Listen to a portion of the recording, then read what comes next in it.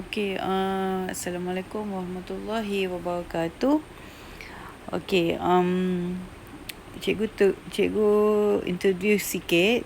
Okey, nama cikgu Rahimah. Okey, nantilah bila buka sekolah kita boleh tengok muka lah kan. Okey, so matematik tingkatan 5, bab 1, topik ubahan. So, cikgu untuk memudahkan untuk nota awak, cikgu nak awak sediakan buku nota. Nak follow macam last year pun tak apa, yang dah biasa macam mana buku nota jenis apa. Kemudian salin apa yang cikgu ajar dan buat latihan dalam buku yang sama. So supaya awak boleh tak ke mana-mana latihan awak dia dalam satu buku kan. Okey, so hari ni 26 bulan 1, kita mula dengan topik bab 1 iaitu ubahan. So, ubahan ini terbahagi kepada 4 sebenarnya. 1, ubahan langsung. Yang kedua, ubahan tercantum. Yang ketiga, ubahan songsang. Dan yang keempat, ubahan bergabung. Okey, so untuk hari ini, cikgu akan buat dua benda ni. Ubahan langsung dengan ubahan tercantum. Kita tengok apa yang dimaksudkan dengan ubahan langsung dan ubahan tercantum ni. Okey, cikgu bagi general dulu. Okey, so ubahan langsung ni, ubahan langsung, dia berubah secara langsung. Dia ada simbol ni. Contoh, Y berubah secara langsung. Dia simbol macam ni ya. Dia macam nombor 8 tapi sengit tapi tak lengkap nombor 8 tu. Kan? Okey. Y berubah langsung dengan X kuasa N. Contoh. Dan dia simbol ni dia macam perkadaran. Dia menunjukkan Y tu berkadar dengan X tu. Tapi kalau kita nak pakai sama dengan, sebab simbol macam ni kita tak boleh guna untuk kira. Kalau nak kira kena guna sama dengan kan. So Y sama dengan, dia ada satu dia ada X sini kuasa N, dia ada satu pemalar K. K ni adalah pemalar, di mana pemalar ni adalah nombor lah, nombor bulat. So tu ubahan langsung. Kalau ubahan tercantum ni, dia melibatkan dua ataupun lebih pun boleh ubah. Contohnya, Y berkadar dengan X kuasa M, Z kuasa N. Dia ada X, dia ada Z. Ada dua pun boleh ubah kan. Yang ni ada 3 pun boleh ubah. Yang atas tu ada Y dengan X je. Yang bawah ni ada Y, X dengan Z. So, sama juga bila kita nak kira, kita kena pakai K kan. So, Y sama dengan K, pemalar. K boleh jadi K, boleh jadi M. Dia tak kisah guna huruf apa pun. Tapi standard kita guna K lah. K, X kuasa M, Z kuasa N. So, pemalar dia K. Okey. Kalau ubahan songsang pula, kita pergi general dulu. Ubahan songsang, Y berkadar terus dengan, bila songsang, X duduk bawah. 1 per X kuasa N. Songsang kan, X duduk bawah. Okay, sama juga dia ada pemalar. Y sama dengan, kalau kita nak kira, K darab dengan 1 per X kuasa N. So, bila kita darab, kita akan dapat Y sama dengan K darab 1 K per dengan X kuasa N.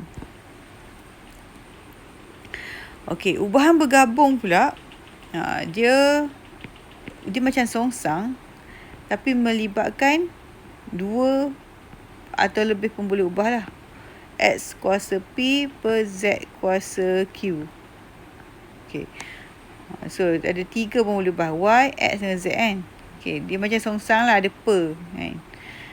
Beza dengan tercantum ni, tercantum tak ada per. Bergabung ni ada per. So, sama je.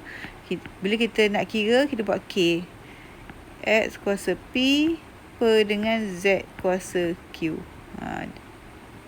So tu adalah 3 jenis ubahan secara general. Cikgu ulang balik, ubahan langsung dia Y berkadar dengan X kuasa N. Dan bila kita nak kira, kita ada K, kita ada macam ni. K X kuasa N.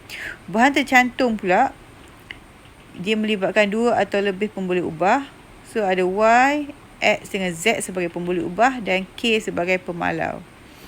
Ubahan songsang, X kat bawah. So akan jadi macam ni. Bila kita dah K, kita simplify jadi macam ni. Okey, ubahan bergabung dia melibatkan 2 atau lebih pemboleh ubah lah. So yang ni sebelum kita ada K, yang ni lepas kita ada K. K untuk apa? K untuk kita kira nanti. Okey, yang tu sebagai introduction lah. Cikgu pergi dulu 2 jenis ubahan ni. Okey, so kalau awak buka buku teks matematik tingkatan 5, dia berwarna-warni . So awak boleh tengoklah kat situ yang kita akan pelajari lah. Okey, so cikgu guna buku ni untuk ajar lah.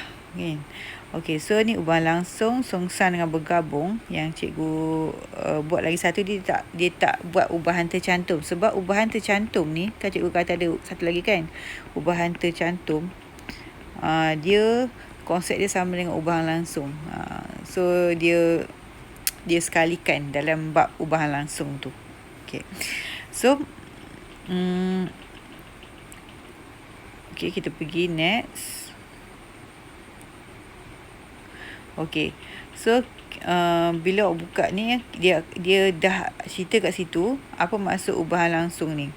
So dia kata kalau 5 cawan beras untuk 10 hidangan, 5 cawan beras untuk 10 hidangan, kalau 10 cawan beras untuk 20 hidangan. So kita 5 cawan 10 hidangan kan. Maksudnya 1 cawan 10 bagi 5 kan, 2 hidangan kan. So kalau 10 cawan, maknanya 1 darab 10. 10 cawan, belah kiri kita darab 10, belah kanan pun darab 10 lah.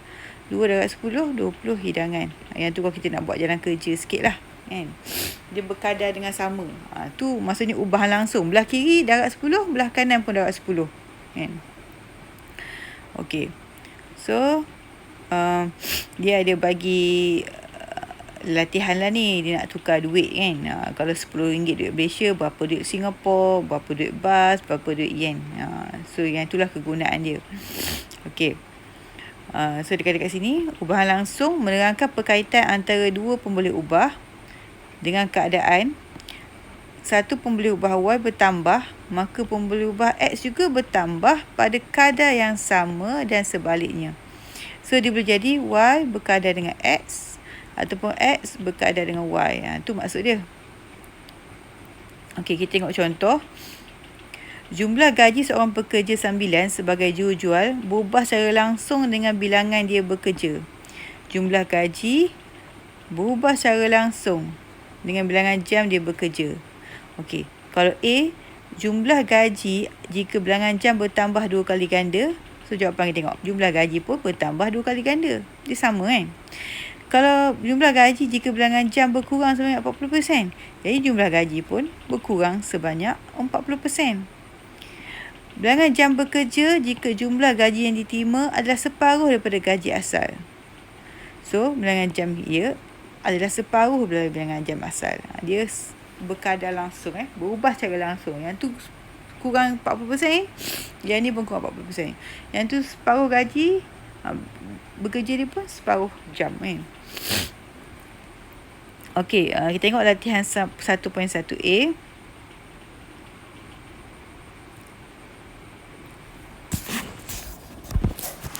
Okey, nilai rintangan bagi seutas dawai berubah secara langsung dengan nilai suhunya. Okey, nyatakan perubahan pada nilai rintangan jika nilai suhunya bertambah 10%. Maksudnya bila dia berkadar langsung kan. So kalau jawapan kita rintangan bertambah 10% juga. Kan?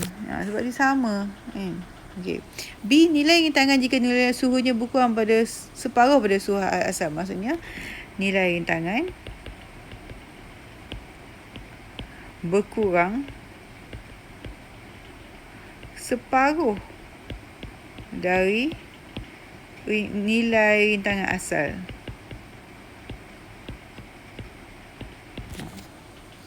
C. Nilai suhu jika nilai rintangan berkurang 1/4 pada nilai asal. So, nilai suhu juga berkurang 1/4 daripada nilai suhu asal. Dia ikut sahaja sebab dia berkadar langsung. Okey. Dan nombor 2. Puan Wardina ingin membeli kacang hijau yang dijual pada harga X kilogram. Nyatakan harga kacang hijau jika Puan Wardina membeli 500 gram kacang hijau. So, kalau RMX sama dengan 1 kg. So, kalau dia nak 500 gram. 500 gram ni adalah setengah kg kan. So, dia bahagi setengah. 1 ni, dia bahagi 2. Bahagi 2. Dapatlah 1/2. So, belah sini pun kena bahagi 2 jugalah. So, harga dia adalah X/2. Okey, so macam mana kita nak jawab? Kita boleh kata harga berkurang separuh dari harga asal, iaitu harga asal dia RMX. So, ataupun orang boleh tulis harga dia adalah RMX/2. Boleh juga kan. 2 kg kacang hijau. Okey. So, kalau 1 kg X ringgit, kalau 2 kg, dia darab 2 kan. So, ni 2X lah. Boleh jawab 2X je. Ataupun boleh terangkan sikit. Harga bertambah 2 kali ganda daripada harga X kilogram.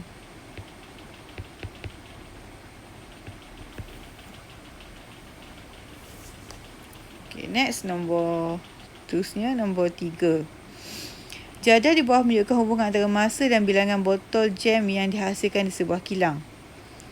Okey, masa 5 minit dia hasilkan 10 botol. Masa 10 minit dia hasilkan 20. Kan? Dan seterusnya. Nyatakan perubahan pada bilangan botol jam yang dihasilkan apabila masa bertambah sebanyak 2 kali ganda lebih lama. So, kalau 5 ni, dia jadi 10. 2 kali ganda kan, dia bertambah 2 kali ganda. 10 ni jadi 20. 15 ni jadi 15 darab 2, 30. 20 ni jadi 20 darab 2, 40. 25 ni jadi 25 darab 2, 50. So, kalau atas darab 2, bawah kan darab 2. Sebab dia perubahan langsung kan. 10 darab 2, 20. Ni 20 darab 40 dan seterusnya lah. So, bila dikata bila masa bertambah sebanyak 2 kali ganda lebih lama, bilangan botol pun bertambah 2 kali ganda lebih lama. Okey, kalau dikata masa dikurangkan separuh, 5 jadi 2.5. Bilangan botol pun dikurangkan separuh. Okey, itulah. Tu je. Sebab apa kita boleh jawab macam ni nombor 3 ni? Sebab pada jadual asal kita dah tengok dah. Dia memang darab 2. Jadual asal 5 darab 2, 10. 10 darab 2, 20. 15 darab 2, 30. 20 darab 2, 40. 25 darab 2, 50. Memang dia berkadar. Sama semua darab 2 kan. So, kita boleh buat A dengan B ni dengan cara kadar langsung lah. Okey. So, kita tengok next. Okey, ni dia buat berkumpulan lah. Okey. Okey, yang ni dia berjarak atas ni 2, 4, 6, 8, 10 dan dia letak tambang. Okey, dia letaklah berapa-berapa, and then dia ambil nilai Y ni dia bahagi dengan X. Maksudnya table yang cikgu bagi nama ni A, B kan. Table B bahagi table A.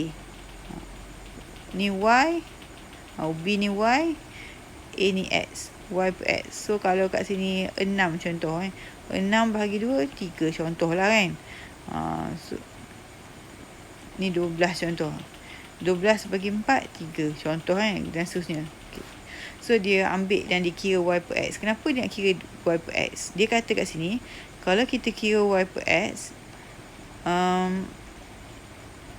bila dia masukkan nilai tadi, dia kata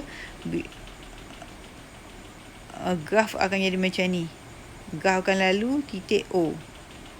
Okey, bila ada situasi yang awak buat Y per X, awak kira macam ni, macam awak plot lah.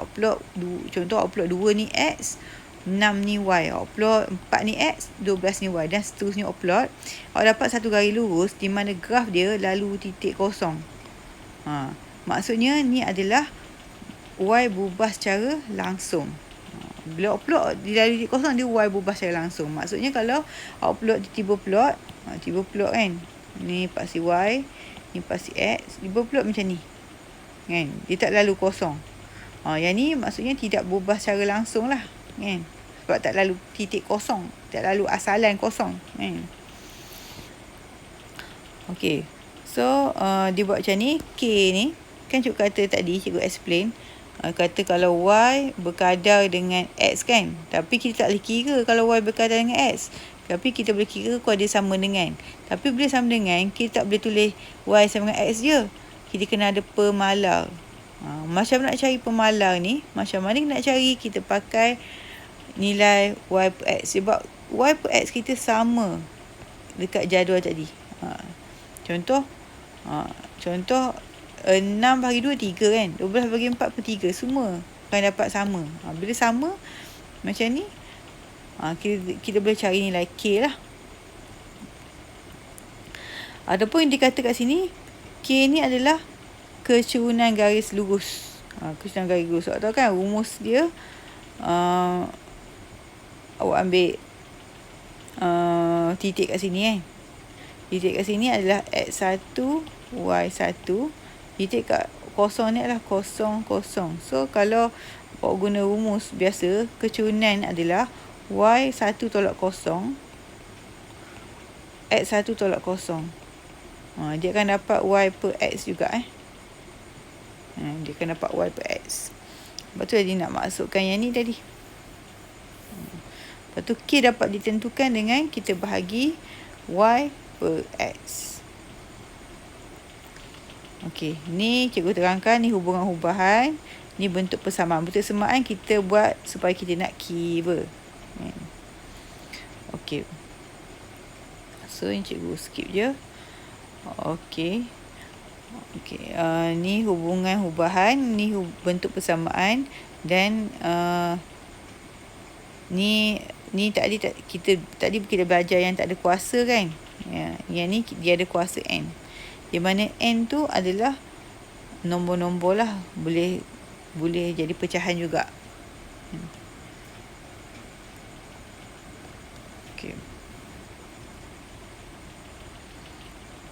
Okey, kita tengok contoh 2. Sebuah kereta mainan bergerak dengan keadaan pekun. Jarak jalur kereta mainan itu Y berubah dengan masa. Okey, masa 2 saat, jarak 14 cm. Masa 4 saat, jarak 28 dan seterusnya. Tentukan sama ada Y berubah secara langsung dengan T atau T kuasa 2. Okey, memula awak buat dulu table T dengan table Y dengan nilai asal. Ni semua nilai asal ni cikgu nak highlight lah. Okey. Ni semua nilai asal. Nilai asal dia copy pada atas kan. Okey, lepas tu dia nak tahu kita dengan T atau T kuasa 2. Maksudnya Y tu kita bahagi T dan satu lagi Y bahagi T kuasa 2. Maknanya kalau nak senang lagi awak ada table T kuasa 2 lah. Ada T kuasa 2. Maksudnya 2 kuasa 2 4. 4 kuasa 2 16. 6 kuasa 2 36. 8 kuasa 2 64 dan so on lah. So awak ambil Y per T. Ambil 14 bahagi 2 dapat 7. 28 bahagi 4 dapat 7. Y per T. Semua Y per T. 42 bahagi 6 dapat 7. So dikira habis lah. Bila dikira habis, dia dapati jawapan sama. 7, 7, 7. Maksudnya kat sini, K kita 7. Kan? Dia berkata langsung lah sebab dia sama. Bila dia ambil pula Y per T kuasa 2. So 14 per 2 kuasa 2 4. 14 per 4 dia dapat 3.5. Dapat yang ni, dapat yang ni, dapat yang ni, dapat yang ni. Lain kan? So nilai yang cikgu bawah ni, cikgu highlight kuning ni, dia bukan pemalar sebab dia tak sama. So kesimpulan dia kat sini kata Y berubah secara langsung dengan T kerana Y per T adalah pemalar. Maka Y berkadar dengan T. Ada simbol dia tu kan. Okay. Yang kedua, Y berubah tidak berubah secara langsung dengan T kuasa 2 kerana Y per T kuasa 2 bukan pemalar. Bukan pemalar sebab yang dia tak sama bila dia bahagi kan. Itulah maksud dia. Okey, so sekarang ni untuk contoh 3 dia lukis graf Y dengan X. Okey, dia plot lah 0.4 1.5 kat sini. 0.4 1.5 dia plot. Lepas tu 0.82 dia plot. 1.2 2.5 ni dia plot. So dia dapat garis. Dia tak lalu kosong kan.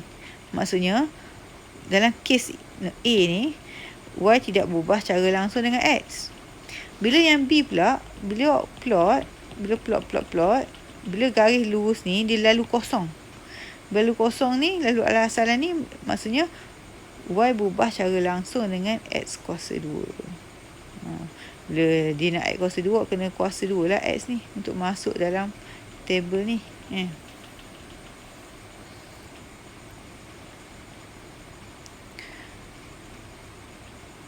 Okey. Cikgu buat dalam sekejap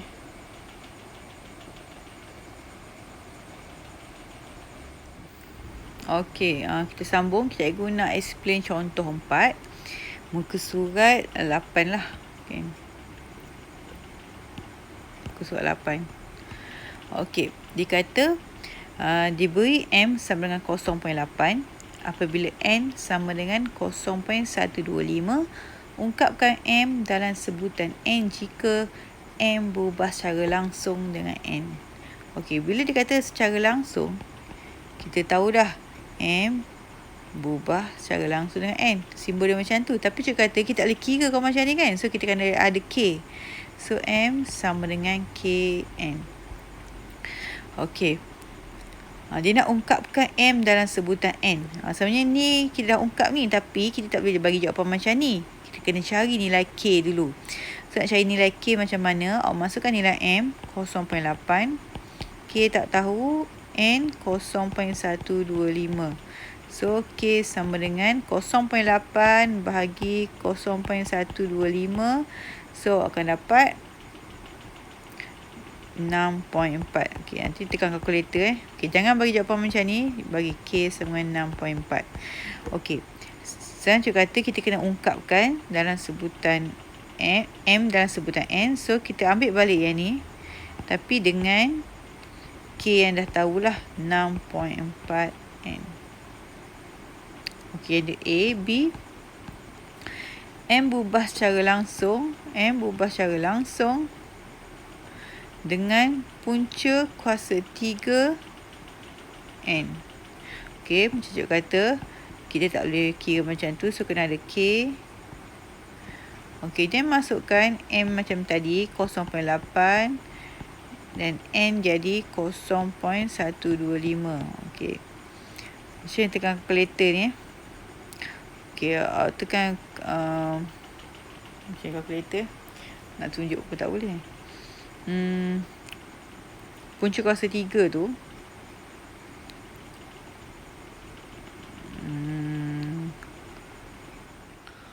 Okey, macam mana kita nak kira? Okey, punca kuasa 3 0.125. Boleh pakai kalkulator awak. Awak ambil apalah punca kuasa 3 kan, 0.125, letak baik 0.125. Terlebih semua. Okey. 0.125. Boleh tutup bracket sama dengan 0.5. So kita sambung. So 0.8 K 0.5. So nak cari K 0.8 bahagi 0.5 dapat 1.6. So K kita 1.6. Dan bila kita tulis M dalam sebutan N kan. So M kita ambil kopi pada yang ni. K kita masukkan 1.6. Dan punca kuasa N, punca kuasa 3N. Okey, tu je untuk B lah. Okey, contoh 5. Pemanjangan spring X berubah secara langsung dengan jisim pemberat W. So, X berubah secara langsung dengan W. Diberi bahawa pemanjangan spring adalah 3 cm apabila diletakkan pemberat sebanyak 200. Maksudnya, panjang X adalah 3 bila W 200. Okey, so dia kata ungkapkan. So bila ungkapkan dia sama dengan kita letak K. Kita kena letak K. So masukkan X kita 3, Y kita 200, W kita 200 untuk kita cari K. So K sama dengan 3/200. 3 bahagi 200. So K sama dengan 0.015. Okay, and then tulis kembalilah S dalam sebutan W. Ambil yang ni. Tapi K kita masukkan 0.015 dan ada W. Okey, cikgu rasa contoh 6 pun sama je. Cikgu buat contoh, tengok contoh 7. Contoh 7 Okey, luas L satu semi bulatan berubah secara langsung dengan kuasa 2 diameternya. Diberi luas semi bulatan itu, kalau awak tengok buku teks, dia ada gambar rajah. Okey, warna kuning dan warna purple. Diberi luas semi bulatan itu adalah 3.08 apabila diameternya adalah 2.8. Itu nilai D apabila L 19.25. Okey, jangan risau, ambil sebuah satu-satu. L berubah secara langsung dengan kuasa 2 diameter. So L berubah secara langsung dengan kuasa 2 diameter dia. Okey. Diberi luas adalah 3.08, diameter adalah 2.8. Okey. So cikgu kata kita kena ada K. Kan, bila K untuk kira kita kena ada K. So L sama dengan K di kuasa 2. L letaklah 3.08. K cari di 2.8 kuasa 2. Okey, kiralah. Okey, so K ni kita bawa 2.8 kuasa 2 tu turun bawah. Kita cari nilai K. Okey, so kira. Awak bagi je dalam pecahan. Sebab kalau dalam perpuluhan dia banyak-banyak kan. Bagi dalam pecahan. Dia exact sikit. So K kita adalah 11/28. Okey, kita tulis balik dengan ni. Kita tulis balik dengan K yang dah tahu. And then soalan dia kata apa? Hitung nilai D apabila L 19.25. So L masukkan 19.25 cari D. Okay, so shoot 28 ke sebelah kiri ni. 28 darab 19.25. And then bahagi dengan 11. So kita akan dapat D kuasa 2. Okay, so bila cikgu kira ni, cikgu dapat D kuasa 2 sama dengan punca kuasa 49. So kita kalkulator dapatlah 7. Okey, cikgu rasa pun 8 pun sama je. Lebih kurang okey. Kalau tengok latihan muka surat 10. Muka surat 10 okey, yang ni sebenarnya dah boleh buat belaka lah ni. So boleh tak buat ni? So kita nak pilih je ni. Okey, buatlah beberapa cikgu bagi Awak nombor 3 4, 5, 6. Buat 3, 4, 5, 6. Ikutkan cikgu nak suruh buat semua. Tapi cikgu kesian lah kat awak Okey, 3, 4, 5, 6. Lepas tu satu lagi lah. Sekejap. Satu lagi lah, nombor 8 3, 4, 5, 6, 8. Okey, yang tu buat sebagai itulah latihan lah untuk pengukuhan hari ni. Okey. Tapi tak habis lagi ni, cikgu nak sambung sikit lagi sebab dia dalam satu subtopik yang sama. Okay, cikgu rasa boleh sambung lagi sebab tak susah mana. Okey, kita tengok pula hubungan tercantum. Cikgu kata tadi cikgu nak 2 kan. So okey, hubungan tercantum dia macam hubungan langsung juga, cuma dia banyak pemboleh ubah sikit. Dia kata kat sini antara 3 atau lebih pemboleh ubah. Ya, dekat ubah langsung dengan keadaan satu boleh ubah dengan hasil darab 2 ataupun boleh ubah lain. Maksudnya dia lebih ada 2 boleh ubah lah. Kita tengok Okey, contoh kat sini dia ada ni Y at Z 3 boleh ubah. Sama juga bila kita tukar jadi sama dengan, kita kena ada K. So jadi K at Z lah kat sini. Okey, tengok nombor 9. Tuliskan hubungan dengan menggunakan simbol simbol secara langsung ni, dan persamaan bagi setiap berikut. Persamaan kena ada sama dengan lah persamaan. Okey, P berubah secara langsung dengan Q dan R pun kuasa 2R. So macam ni lah. Dan bila tulis persamaan, kita tambah je sama dengan dan kita ada K sebagai pemalau. B, Y berubah secara langsung dengan kuasa 2W dan kuasa 3X. Macam ni lah. So bila ada dia nak persamaan, kita letak sama dengan dan letak K. C, sebab tu prisma V berubah secara langsung dengan luas kelihatan rentas A dan tinggi dia H. A dengan H. So kita letak sama dengan, kita letak K lah. Okay, next. W berubah secara langsung dengan P dengan kuasa 2 tapak.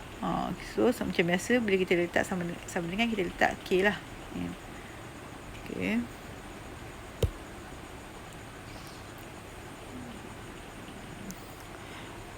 So kita tengok kat sini, dia beri bahawa Y berubah secara langsung Y berubah secara langsung dengan contoh 10, dia beri bahawa X berubah secara langsung dengan Y kuasa 2Z. Ungkapkan X dalam sebutan Y dengan Z jika X sama dengan 6 apabila Y 3 dan Z 5. Okay, so kita salin bersama asal ni kan, dan kita tukar jadi sama dengan. Bersama dengan kita ada K. Okay, dia nak cari X dalam sebutan Y dan Z. Maksud dia nak cari benda ni lah, tapi kena K yang dah tahu X sama dengan apa-apa Y, Z kan. Dan kita cari K dulu. Cari K macam mana? Kita ambil maklumat yang dia ada. X 6,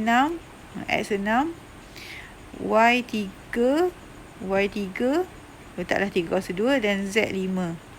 Okay, kita kira-kira. So dapatlah 2/15 kan. K 2/15. Kemudian kita salin balik K. Menggunakan ni tapi salin balik K. So dapatlah jawapan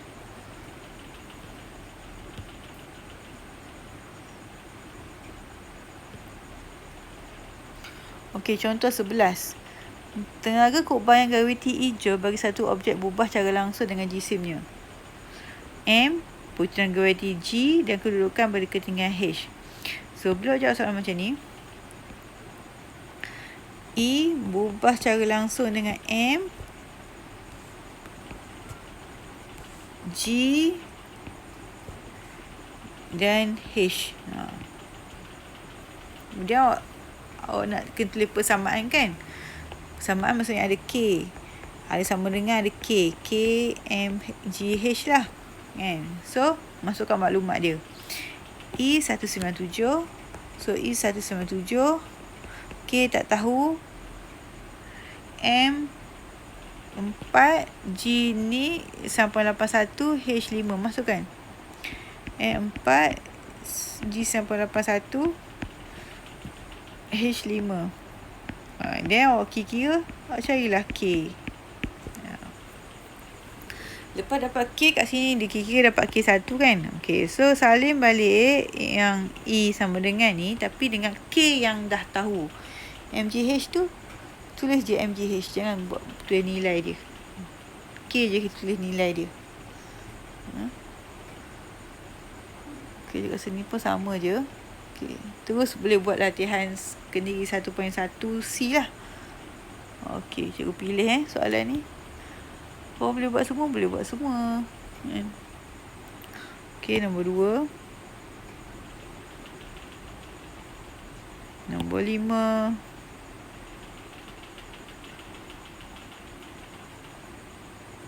Dua, tiga lah. 2, 3, 5. 2, 3, 5 je. 2, 3, 5 je. Cikgu bagi Chan.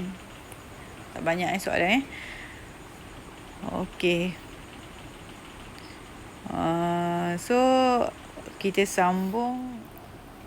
Okey, kita tengok contoh 14. Muka surat 15. Cikgu nak terangkan. Kita boleh buat 2 soalan 1.1D ni lah. Okey. Puan Sum menyimpan wangnya dalam akaun simpanan. Diberi bahawa faedah I yang diterima berubah secara langsung dengan jumlah prinsipal P.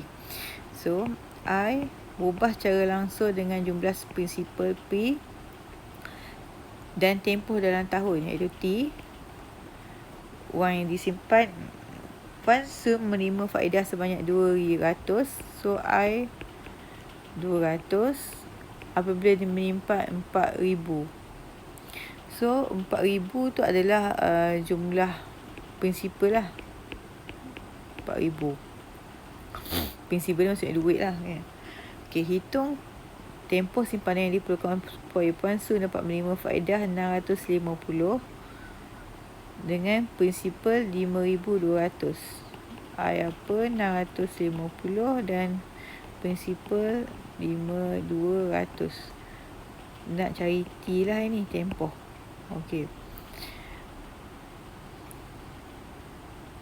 Okey, so bila nak kira, kita kena ada sama dengan. Bila sama dengan kena ada K. So, KPT. Kita boleh cari K dulu. Iaitu, I kita 200.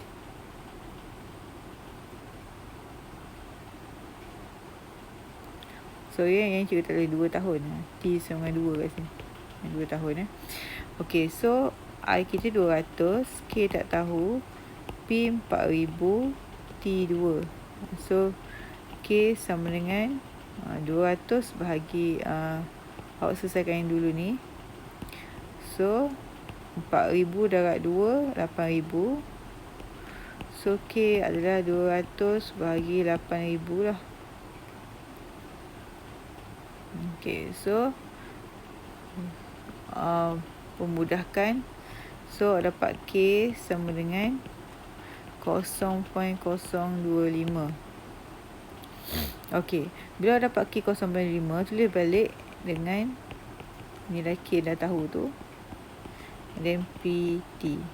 So, I kita 200. 0.025. P kita 4,000. T kita okey. Salah sikit. So, minta maaf sebab yang ni yang pakai yang lama. Okey, kita tulis balik. Kita tulis balik baru. So, kita tulis balik dengan K yang dah tahu tadi. 0.025 PT. So, nak cari yang cikgu bulat ni kan. So, I 650. K 0.025. P 5,200. T tak tahu. Okey. So tempoh dia, okey, so kita kira lah 650 kita bahagi dengan, kita bawa 0025 kat sebelah, 5200 kat sebelah, boleh bahagi sama dengan T. Okey, kita dapat dah T sama dengan 5 lah. Okey, yang tu jawab untuk soalan A. Kita check dulu, kemudian masukkan maklumat. Okey. B. Puan Sun ingin mendapatkan jumlah faedah yang sama tapi mengurangkan tempoh simpanannya di A.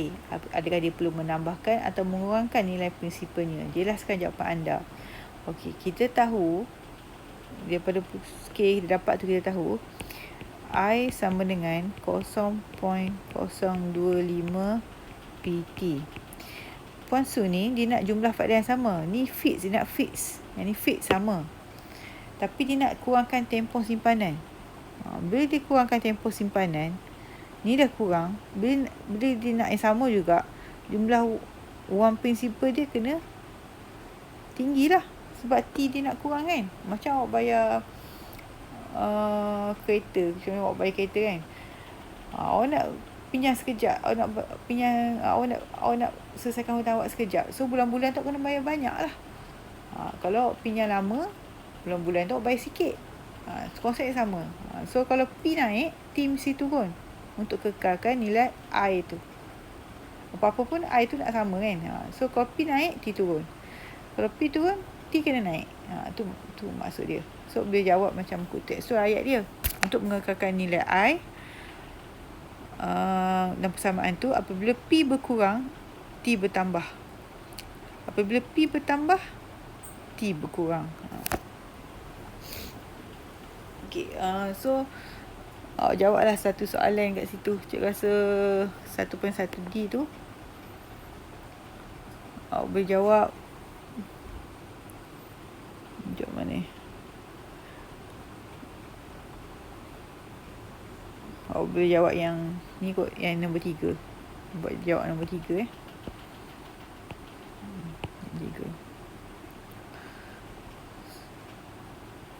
Okey, itu sahaja.